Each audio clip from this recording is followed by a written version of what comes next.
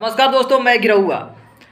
जो पवन सिंह का गाना डिलीट हुआ, इसके पहले मैंने वीडियो डाला था। वो 1 घंटा बाद शूट किया था, मैंने 1 घंटा पहले। उसके बाद मैंने डाला, थोड़ा सा लेट हो गया नेट के कारण। उसके बाद मुझे मालूम चला, पूरी बात बताना मैं भूल गया था कि जो भी पवन सिंह का गाना डिलीट हुआ है, ये करेदानी पवन सिंह का नहीं। अगर खेसारी लाल यादव नहीं होते तो ये गाना नहीं आता। दरअसल खेसारी लाल यादव जी से बात हुआ पवन सिंह का, भाई गाना आ जाना चाहिए, आ जाना चाहिए। खेसारी लाल यादव जी ने कहा कि आप टेंशन मत लीजिए, हम हूँ, खेसारी है तो टेंशन नहीं लेना है। खेसारी लाल यादव ने आदि शक्ति के पास फ़ोन किया कि भाई गाना उनका छोड़ दीजिए, भाई हैं।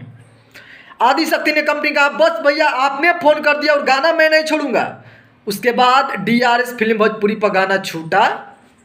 यही हुआ है, आपको मालूम नहीं है, यही ओरिजिनल बात हुआ है। ये हमको पहले मालूम था कि गाना 1 घंटा आने वाला है, और फिर गाना आया और वीडियो हमने उस समय अपलोड किया।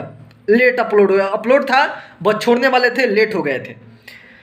लोग कहे कि भाई गाना आ गया है, गाना आ गया है, जाके देख ले, गाना आगुल बात तोरा लौकत नहीं गए। और हमने कहा 1 घंटा, 1 घंटा यानी आए वीडियो बनाने से पहले 1 घंटा पहले हमने वो वीडियो बना कर रखा था।